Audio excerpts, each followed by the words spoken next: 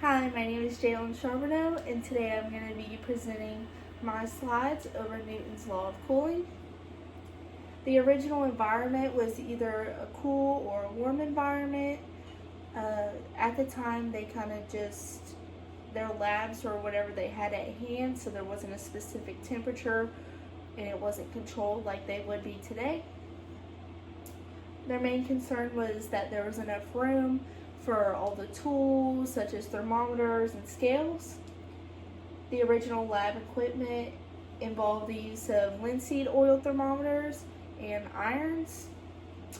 Newton would exercise his theory by recording the time taken that a heated iron would take to cool down, and he would also exercise this by recording the dilation of the linseed oil.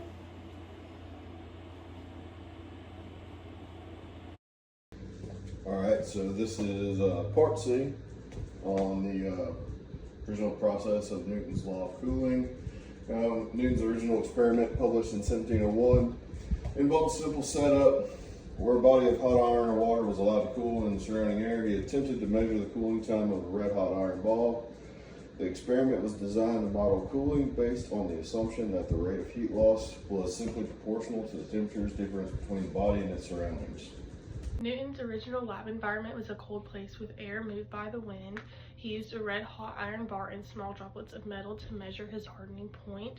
He measured the temperature changes using a linseed oil thermometer, especially at higher temperatures. Some research suggests that he even created a wind tunnel to control the environment and airflow around the heated object. This helped him because since there was not as much technology, like creating the wind tunnel helped, which compared to nowadays, like we have air conditioning and such. Since there were no thermometers capable of measuring higher temperatures, he had to create a scale based on how fast the metals were cooling. He would start by heating the object, then moved it to a cold environment with more air movement or wind. Finally, he would add metal to the object and measure the time it took for it to solidify and record the time intervals between each solidification.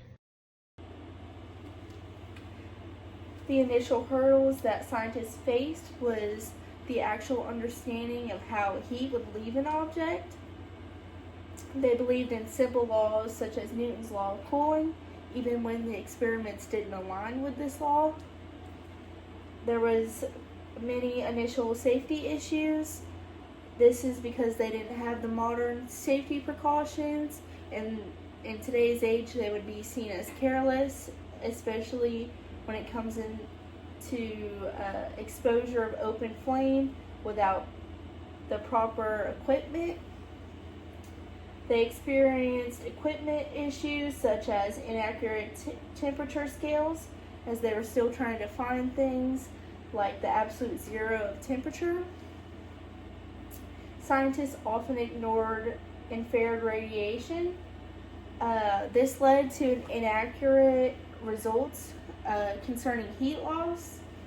In the beginning, they also struggled with separating the ideas of conduction, convection, and radiation. So this led to more struggling as far as their understanding.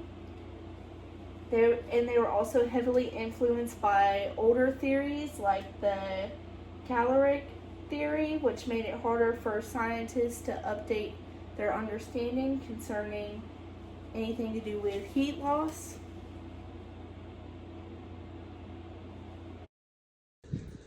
Some regional difficulties they had.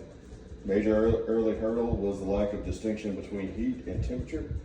Newton, like many scientists of his day, spoke of heat loss and degree of heat interchangeably. Newton's original paper from 1701 was very short and lacked detailed data, which made confirming or refuting the law challenging for later 18th century scientists. Furthermore, the law is only truly valid when the temperature difference between the object and surroundings is small, a limitation not initially well understood.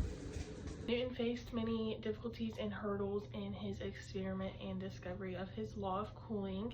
His initial hurdles consisted of confusion between the difference in heat and temperature. He also struggled with having no temperature control or insulation in his lab environment. This again is part of not having air conditioning or any air control. which is why he had to create those wind tunnels. The safety issues that Newton faced were his lack of instruments needed to work with heat. This includes like personal protective equipment such as gloves, face mask, goggles, anything that can help him from like avoid getting burnt or any other things that could happen. He didn't have much knowledge of this kind of happening because of his lack of knowledge with heat and temperature. His main equipment issue was his lack of a thermometer that could be used to measure extreme heat. In the early 1700s, thermometers would not measure a temperature higher than boiling water, and this is why he had to measure the heat by melting metals. Newton struggled with processing the information he found because back in the day there was a lack of data collecting technology, mathematical tools and formulas, and basic understandings of heat. The original goal of the scientists was to find a simple law that describes how an object cools down and the correlation to its environment. They also were aiming to get a more accurate understanding of temperature scale. This discovery was intentional and did require many times of experimentation. This was conducted by Newton and many other physicists and scientists. There was one factor of this law that was accidental, and this was the infrared radiation. It was originally ignored, and they didn't realize that it had any relevance to Newton's law of cooling, and if they did notice it, they ignored it. So this was factored in later, and this law was expected to directly benefit engineers and physicists. This provided them with a better understanding of temperature control as well as heat transfer.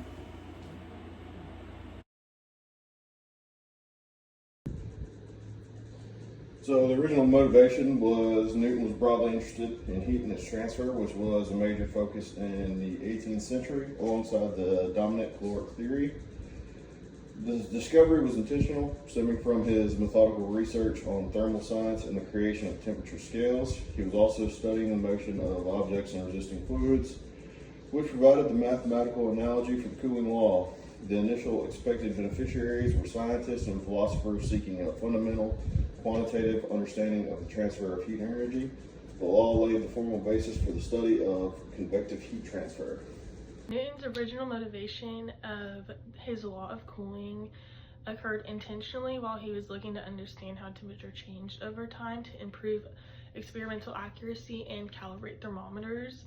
This discovery was not accidental, however, he did not think he would reveal this big of a discovery or major heat transfer law. He was expecting to benefit other scientists and individuals who relied on temperature measurements, such as forensic science, medicine, engineering, and stuff like that. His discovery helped a wide variety of scientific fields in their experiments and studies. The immediate benefits included being able to estimate how long it would take an object to cool down, which ultimately provides more accurate results. It also gave scientists a better understanding of heat energy, and this allowed them to conduct safer experiments. The immediate advancements that were made in the original field of physics includes helping the development of the first thermodynamics law. It also led to the cooling equation being utilized during lab experiments. Examples of immediate advancements in other fields would be the food industry. This concerns like the cooling of food and beverages and what temperature it should be held at, and as well as forensic scientists with estimating the time of death. And a notable immediate advancement that was made due to Newton's law of cooling would be the climate and environmental studies. The cooling of bodies of water or soil could be estimated thanks to Newton's law of cooling. Some original benefits were Newton's law provided the first theoretical rate equation for heat transfer in the history of physics, establishing the concept that the rate of heat flow is driven by temperature difference. The law provided the first simple mathematical model to predict temperature change over time, allowing early scientists to quantify cooling processes for the first time. The concept became the formal basis for convective heat transfer theory, was later incorporated by Fourier as the convective boundary condition in the mathematical theory of heat conduction. This set the stage for all subsequent thermofluid science. The immediate benefits that occurred after Newton discovered his law were the understanding of temperature change, help improve environments involving heat and temperature, and how quickly metal cooled down. In original fields, Newton's law of cooling advanced accurate temperature measurements over time and aided in the foundation for experimental thermodynamics. Newton's discovery changed a lot in other fields, including medicine and forensics. These fields were able to better estimate the time of death using body cooling and helped healthcare workers understand fever temperature rates. With forensics, this helps estimate time of death because that is a big portion of how they figure those things out in criminal investigations nowadays. Advancements in newer fields include, again, forensic scientists, helping them study the post-mortem interval analysis. This is done to discover the time between the death and when the body was found. This helps with legal things, science, etc. The modern lab environment is climate controlled, which prevents any outside interference with tampering with the results or the condition of the lab equipment. The lab environment also has important things like emergency shutoffs and proper ventilation. Modern lab equipment includes a computer and digital thermometers, and as well as heat transfer benches for student observation.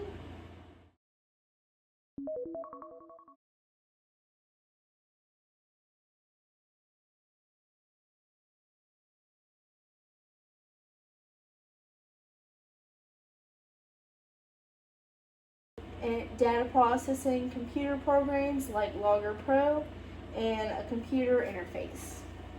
The modern process would be ensuring that all lab equipment and safety measures are adequate for the experiment. You must ensure the computer program is ready for use. The use of the temperature probe to record the air temperature. You retrieve hot water and then record the temperature of the water.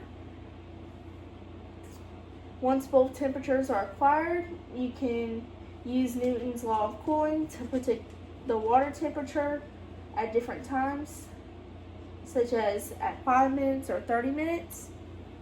And this is just to kind of determine the difference. And this is where you actually apply Newton's law of cooling.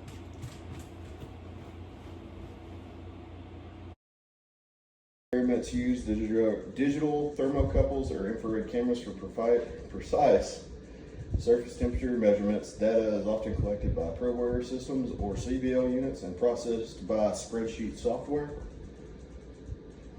Today's labs often test the law by using a small quantity of liquid at a temperature about 30 degrees Celsius above room temperature and recording its cooling over time to model the exponential decay. Experiments are carefully designed to minimize external heat transfer effects, such as ensuring the beaker is insulated from the lab table. A lot has changed in lab environments from the 1700s to now, not only in Newton's law of cooling, but all experimental environments. Pertaining to Newton's law of cooling, there is now HVAC systems which help regulate air control and circulation in the lab rooms or experiment rooms. This helps maintain airflow to a minimum to reduce fluctuation in temperatures, which can alter the recording of heat and temperature in this setting. Modern lab equipment is definitely more technological than it was back then. A lot of what scientists use today tend to be more digital. This includes computers to record data, thermometers, infrared temperature probes, climate controlled enclosures, hot plates with temperature control, safety equipment, and stopwatches. This all helps with safety, data recording, and measuring temperature. A step-by-step procedure of a modern experiment would include setting up the temperature-controlled environment, heating the test object, activating the temperature sensor, begin cooling and collecting data, and then analyzing the data. A notable modern advancement would be refrigerators, which they control how fast the heat can be removed from items that are actually found inside of the refrigerator. The refrigerator utilizes Newton's law of cooling by maintaining a constant cool environment for the items inside, as well as speeding up the process of heat removal from the items inside of the refrigerator. Some modern safety measures that are taken would be following any set precautions that are in the lab that you're at. This includes like goggles, gloves, personal protective equipment, and handling heat components with care, and as well as checking any fluid systems for leaks or anything that would tamper with the results of the project. Modern information gathering may include things like a digital thermometer, computers with data logging interfaces that can record temperature and time. Modern analysis and processing includes using this equation provided to determine the temperature to time ratio. They also use this equation provided to look for the data to be linear and to identify any possible deviations.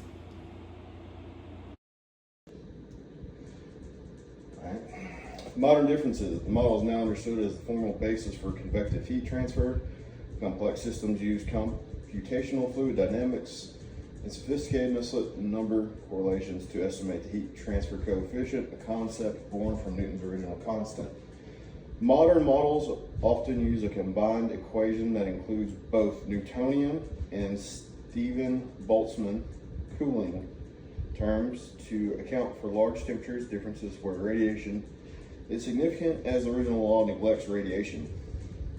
Modern research now includes analyzing the effects of phase changes, which cause plateaus in temperature curve and require the law to be modified or applied piecewise.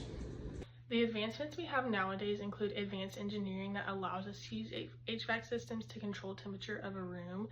This law has made advancements that pertain to other professions such as forensics and medicine to help gather information and be more accurate in criminal investigations or diagnosis.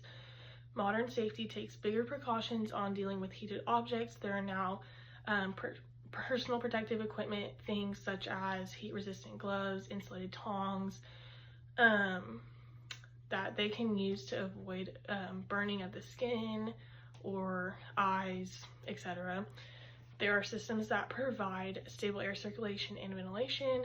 Compared to the original timeline, all this personal protective equipment now brings more awareness to what we actually need to do to protect ourselves when experimenting with major temperatures. We are now also more concerned with the disposal of items. There wasn't much on research from back then, but from my understanding, there probably wasn't much knowledge of this, and things were just thrown in trash piles or whatever, which can aid in fires. So now we have more advancements to let us know that we should not, and there's more precautions to take when disposing of objects. We also now have systems that help us record data more quickly and efficiently. Temperature systems are able to record data and send data directly to computers or whatever data systems scientists are using. This helps them save lots of time when studying, recording, and discovering new things in science. We're able to create graphs, tables, and charts by the click of a few buttons, which also helps save time. Data can be stored and shared quickly, which increases its educational value nowadays. We can easily just send something to schools or other people to help study and do stuff like that. There are many modern benefits, such as using it to create cooling systems for devices, vehicles, homes, and any businesses. Outside of physics, it has also made a notable impact in the medical industry with medical temperature monitoring, cryotherapy, and preserving biological samples. A notable example of technology created would be the infrared thermography cameras, which exercise Newton's law through displaying heat being lost.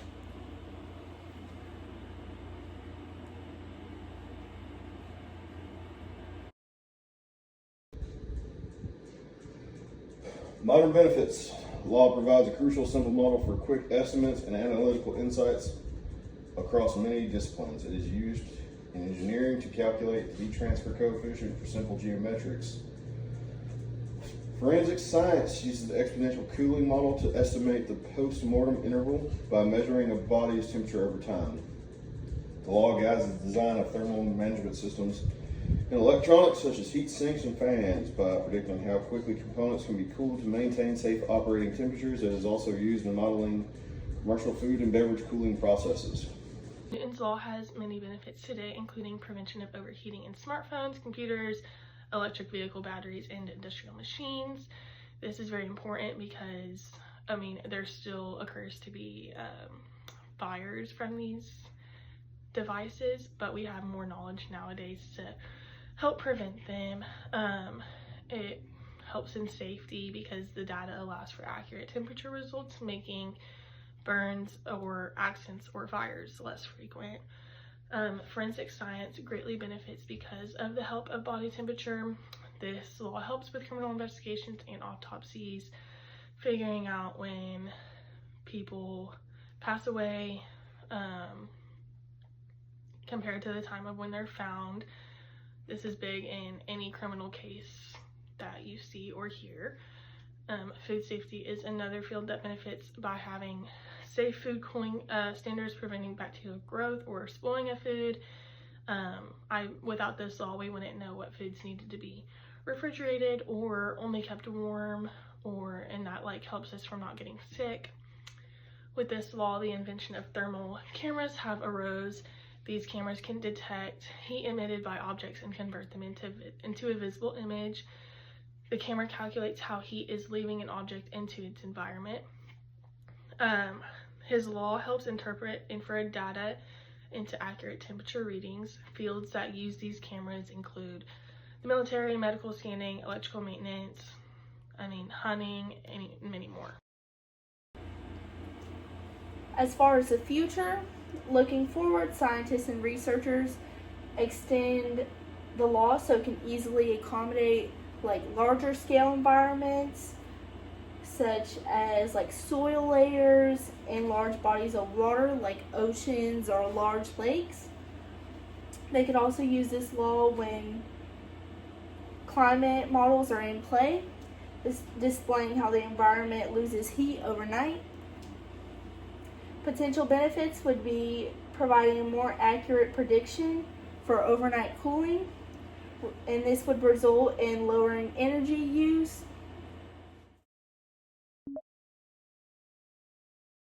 for air conditioning during the nighttime. Another potential benefit would be an improved understanding of cooling at nighttime, which benefits the agriculturalist and the ecologist.